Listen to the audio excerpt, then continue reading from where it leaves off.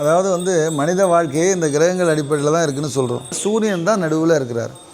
இந்த சூரியனை வச்சு தான் மற்ற கிரகங்கள் எல்லாம் சுற்றி வருது. சூரியன் தான் தலைவன், அரசாங்கம், சட்டத்திட்டங்கள், குடும்பத் தலைவன். அந்த தலைவன்கிற பொறுப்புக்கு சொந்தக்காரர் சூரியன். சந்திரன் இது அப்பா அப்படின்னா இவங்க அம்மா. சந்திரன் என்றால் அம்மாவை குறிக்கக்கூடியது, மனசை குறிக்கக்கூடியது. அது உடல் நலம், இது மனநலம். அடுத்தது அங்காரகன், 2 நெருப்புக்கோள். எப்படி சூரியன் நெருப்புக்கோளோ அதே போல் அங்காரகனும் நெருப்புக்கோள்.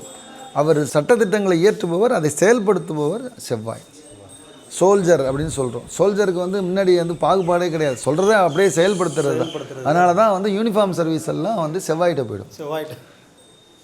போலீஸாக இருக்கட்டும், இராணுவமாக இருக்கட்டும், நீங்கள் போட்டிருக்கிற யூனிஃபார்ம் எல்லாமே செவ்வாயை தான் குறிக்கும்.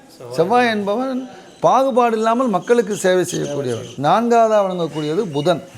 ஆமாம், புதன் தான் நரம்பு சம்மந்தப்பட்டதுன்னு சொல்கிறோம், அறிவு சம்மந்தப்பட்டதுன்னு சொல்கிறோம்.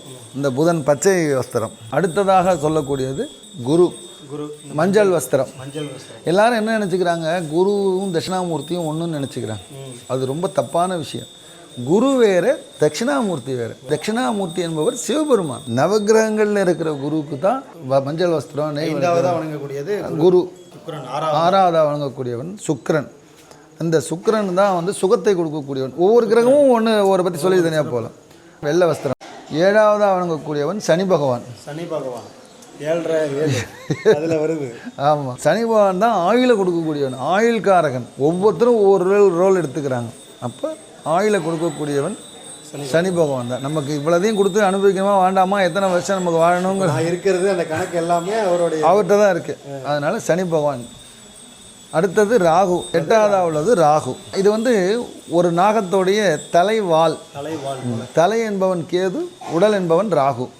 அதனால தான் இது ரெண்டும் ஜாதகத்தில் ஒரு இப்படி நகர்ந்தால் இதுவும் நகரும், ராகு நடந்தால் கேதுவும் நகரும். 9ஆவதாக உள்ளது கேது கிரகம். இந்த 9 கிரகங்களையும் தீர்மானிப்பவன் சிவபெருமான் தான். இந்த கிரகங்கள் என்னென்னா சொன்ன வேலையை செய்யும். சிவபெருமானைத்தான் வணங்கணும். சிவபெருமானையும் பார்வதியும் வணங்கினாலே நம்ம நவக்கிர தோஷங்கள் எல்லாமே சரியாகும்.